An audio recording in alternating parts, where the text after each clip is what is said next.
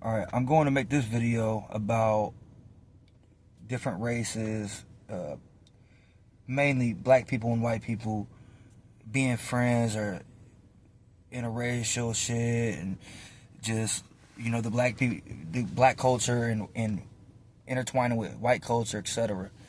So the reason why I'm making this video, I didn't even, I wasn't planning on making this video. I didn't really want to, it didn't come to mind. I'm making videos about different shit, but I feel like I have to because I guess the way that I talk, or the way that my stories are, some people, a lot of people support me, and I appreciate the ones that do. Thank you. But some people, they come on here, don't go to Cali prison talking like that, woo woo, or don't. One person just earlier just commented on my shit. What's the point of wearing an Irish cross if your entire identity revolves around black culture? First of all, this is a Celtic cross. And secondly, because I identify as Irish American. That's what I am. My bloodline, my roots are Irish American. My entire name is Irish American. My entire name is Irish. My first name is Kane. I'm going to tell y'all my whole name. I ain't got shit to hide, nothing. I don't care. My first name is Kane. Kane. The way you spell it in Ireland is translated to strong warrior. My middle name is Ryan. In translation, it means little king. My last name, I'm proud of. I'm proud of my last name. I identify as Irish American. My last name is McGee. McGee. It means son of A, which means son of AODH, which means son of fire. You know what I'm saying? And A was actually, it's an underworld god in mythology in Irish culture. So I know my culture. My identity does not revolve around black culture. I don't know where you're getting that from. I don't know if it's the way I talk, the people I interact with, the situations I was in, but don't do that. Don't try to, oh, he's trying to be black. Ooh. No, I'm not, bro. I know what I am. And the thing about it is I'm one of those white guys that grew up around nothing but black people. All my friends are black. All my best friends are black. So once in a while, I tend to start talking like them. That's what I'm used to. I listen to rap. Don't get it twisted, though. When I'm alone, people don't know this. When I'm alone, I listen to all sorts of music, but I listen to Irish music, too. Got the bagpipes playing. I'm feeling good. I love my last name. I'm proud of it. I identify as Irish American. Well, this is where people get it fucked up. So, a lot of people that say this, I never get that type of hate from white people. Especially mutts. They don't know their roots. They don't know this and they learn these things and how to think like that and talk like that from their people, their parents and their grandparents, because they're racist. But they're closeted racist. They say this shit online, and they'll say this shit to other white people because they want other white people that look like them, essentially, to act the way that they feel like you should act. But the thing is I identify as Irish American. I grew up around nothing but black people, black culture, black music. I like the music. I like it. All my friends, we did ride around listening to it. So, but this is where it gets fucked up, is because Irish American, the bloodline, came from poverty too. There's a movie based on true events, actually. It's called Gangs of New York. Leonardo DiCaprio is in it. That was true shit. That really happened. The Irish came here, was oppressed and shit. So down the line, like my roots and my bloodline, and especially Irish Americans from New York and Boston, whatever, faced that type of shit and oppression as people are still putting on you now. So people are saying these things. Back then they acted on it. They threw bricks at you. Came off the boat. You came off the boat. As an Irish dude, they smack you with a brick. Bam, bitch, get the fuck, go back to your country. Okay? That was around the time that slavery was still in place. And actually the movie and the true events based off of during the time the Civil War first kicked off. So you got the Irish and you got the black people interbreeding with each other and interacting with each other and actually forming gangs together, right? So I always grew up kind of like, my whole family was just, like, we're Irish. Our bloodline, we're Irish, and I embraced it. I loved it. I was proud of it. And then come to realize that the same type of pride they had for that, my black friends and their roots, they had pride for that too. They had pride for their shit. So it was kind of like a mutual thing. And it wasn't like I was trying to be black, or my friends didn't look at me like I was black, and I didn't look at myself like I was black. They were black, and I'm Irish American. And we still get along. That's my brother. I love you. You know what I'm saying? Now let's go to the store and split this $5, man, because I'm hungry. You know what I'm saying? So, I don't know. Growing up, I didn't really look at the whole black and white thing and it being a problem. I lived in Green Bay, Wisconsin for about, I think, 8 years. And I moved there for a while when I was like 8 years old. And I met my best friend. Sally. He comes out. I'm in my backyard. You know, and I come from a rough place, kind of like where I'm from. Like all the kids, we fight each other, and this. So I'm in the backyard, and I'm fighting the other kids. I'm the only white kid out there, and we're all fighting and shit. But we're not fighting for real. We're like playing around and wrestling. And then Shelly comes out. He's like, "What y'all doing? Ooh, this and that." Oh, we're just wrestling around. And the neighborhood kids, they didn't like him. They thought he was a menace. They was like, "Man, he's always trying to whoop on somebody." He comes up to me. He's like, "Oh, I want to wrestle too." I'm like, "All right." So we start wrestling, and he ends up whooping me, though. For real. He whooped me, kind of. And I was like, "Damn, bro, why you so rough?" But we started joking around. We became, like, best friends. Like, ever since that was my brother. To this day, we still talk on the phone. That's my brother. So, at that age, I'm not looking at him. Like, nowadays, you know, people walk around and be like, look at a black dude and be like, he's black. And like stereotype him in your mind, or like a black dude or a white dude, or a black dude would look at a white dude like he's white and stereotype him or whatever. Or people would say certain things about each other, like regarding off your race. Back then, I didn't think like that. I didn't have those scruples in my mind. I'm looking at him like he's another kid. I'm a kid. He's another kid. And we're playing with each other. We're just kids. Hey, bro, let's go to Family Video and buy candy and watch the free video on the flat screen TV until they kick us out. That's the shit we was doing. Running through the neighborhoods. The other kids from the other neighborhoods, we would be bumping with them. They're white. He's black, I'm white. We're bumping with them. Go back to our neighborhood. You know, like, it wasn't nothing like, race didn't have nothing to do with it. But I remember one time, we went over to the other neighborhood and we started bumping with them, and they called him the N-word, and then we started fighting, and then the white kid's mom came out and called me the N-word too, or she said wannabe and then N-word, and I was like, damn, like, because I heard it sometime on TV, or like, I didn't really hear it much growing up, but when I heard it, it was so vulgar. I was like, did she just call us? I'm looking at him, and he starts going in on her. He's like, bitch. He's snapping. And I'm just like, what the fuck just happened? Why are we mad? I'm mad. Why are we mad? We go back to the house, and we're still hanging out. Like it ain't shit. We get over that. We're hanging out still. But growing up over the years, in different places I lived in, I realized that it's the day and age it is now, and racism is very serious and still brewing. It's still out there. It still exists, and people really believe in it, and people really hate each other just off their skin color. But when I was growing up, I wasn't taught to believe that. I wasn't taught to run with that and judge people off of that.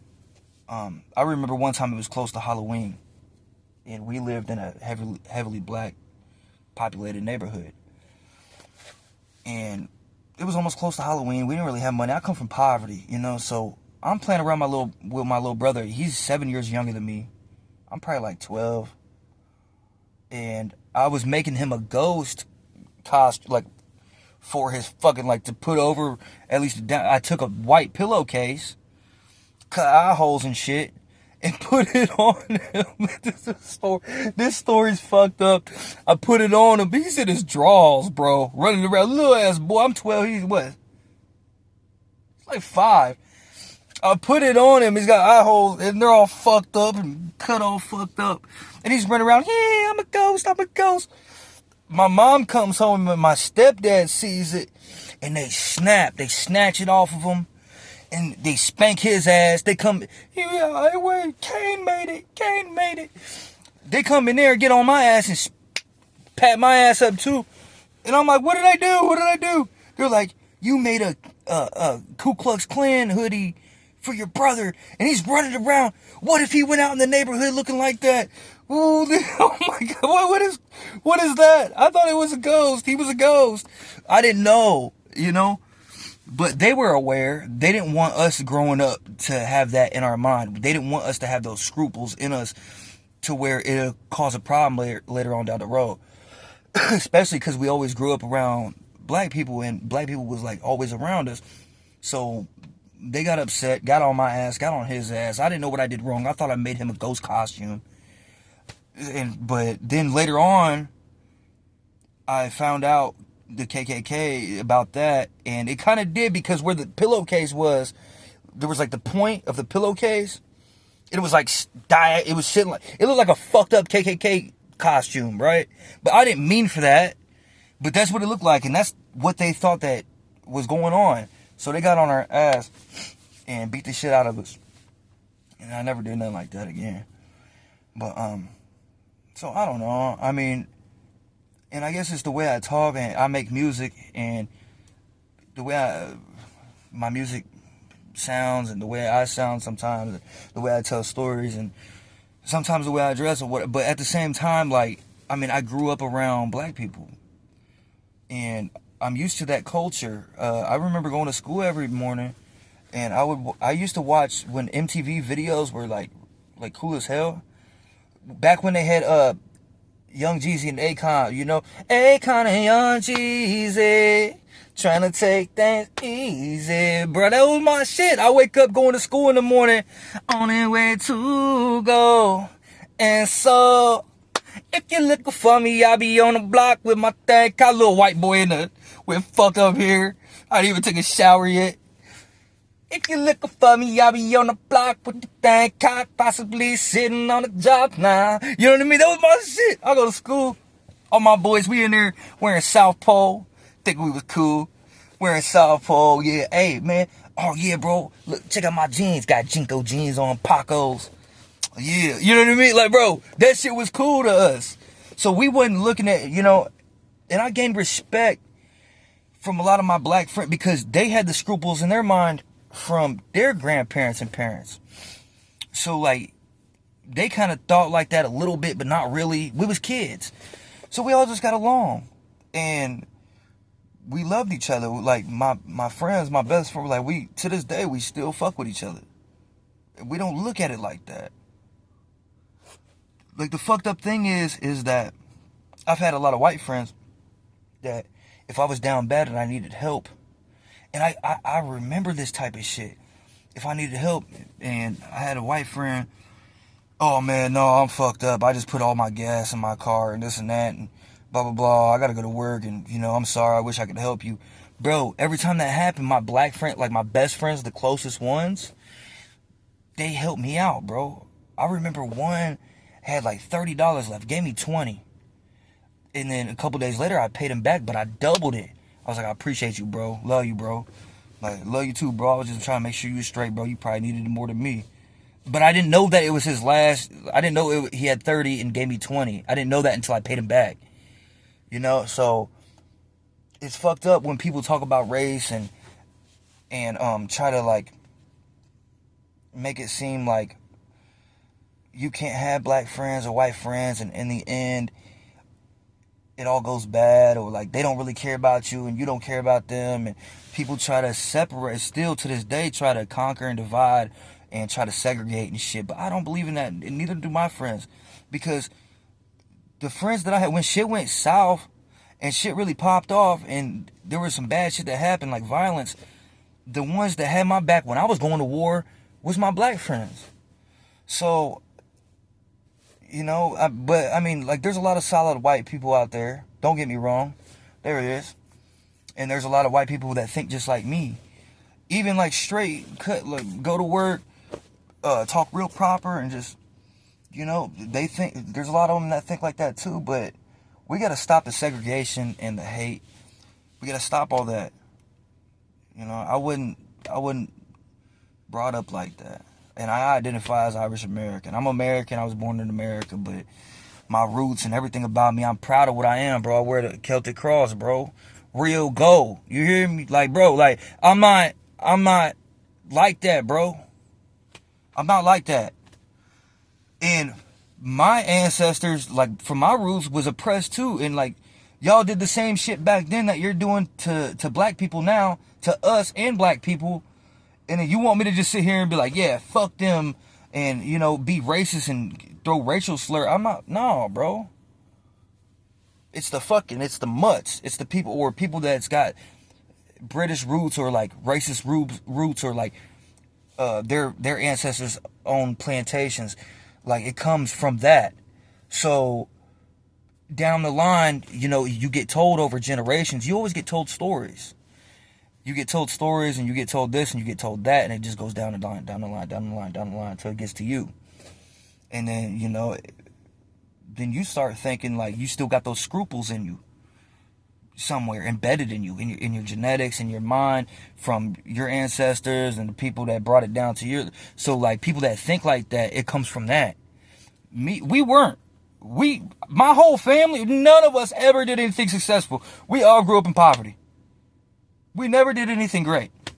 Me having this much subscribers and this many views, that's the greatest thing I ever did in my life. I make music, and I did great with that, but I didn't do as great as I am now with this. We've never had anything. So who am I to sit here and be racist and talk shit about other people's colors and this and that? I gotta focus on me, bro. I gotta focus on me and what I got going on. I ain't got no time to be talking about nobody else. I ain't got no time to be worried about somebody else's color. Nothing like that. Like, why? And then people are coming in on my comments being weird. And, oh, why do you talk like that? Oh, this and that. Why are you wearing a Celtic cross, but your whole identity revolves around black culture? Or you talk like this and you do this. Why the fuck do you care? Why? I don't know. You tell me why you care. Because I don't give a fuck. I don't even know you. You got fucking 11 subscribers and you've been on YouTube for 12 years. Boy, get the fuck out my face. The fuck you doing with your life? Why you so worried about me? Go clock in at Dollar Tree, do your shift, and be racist there. Don't bring that shit on my channel. Don't bring hate towards me. It's not even about race. It's about hate. You're a fucking hater, bro. And mostly it's grown-ass men. Stop hating up, bro, because I'm 27 and I'm doing shit, bro. I'm sitting in a nice-ass car right now, bro. I got a gold Celtic cross on my motherfucking neck. I'm wearing Ralph Lauren. $60 hat, bro. I look good. Bitches love me. Tatted up. Been through hell and back. What are you talking about? Why you hating on me? Fuck out my face, man. Go get your little motherfucking $300 check that you accumulated over fucking the week for 40 hours, bitch. Get off my dick. Anyway. So, don't let people bring you down about that type of shit. Don't let people hate on you. Don't get worked up about it. I get worked up a lot, bro. I got a bad temper. I get worked up about shit. I start snapping. I vent. I talk to myself. I'll be driving. I'm like, this motherfucker thinks I'm a hoe. Whole time, bro, it's not that serious, man. It's not, bro. Fuck people, man. Focus on you. Get your money. Stay out the way. Stay low. Don't go to jail for nobody. Don't pay nobody no motherfucking mind unless they physically touch you and they get in your face. Then lay that ass down. But other than that, bro, focus on you. Do what you do, man. Fuck these people. Fuck these people. Fuck these haters, bro. Period. Man, if you ain't got no haters, you ain't doing shit right. If nobody's hating on you and everybody just got good comments, because you ain't doing shit. You ain't got no money. You ain't got shit going on for yourself. You ain't got nothing. People are just, oh, yeah, I'm so proud of you. You're doing so good. If you don't hear a motherfucker be like, fuck you, you ain't shit. If you don't hear that, you ain't doing shit right. Because they're saying that for a reason, bro. They envy you, they're jealous of you, or they just don't like you because You look good. You got more than them. You do this, and you know what I'm saying? So, man, just don't even pay attention to it, man. All right, Prince Kane.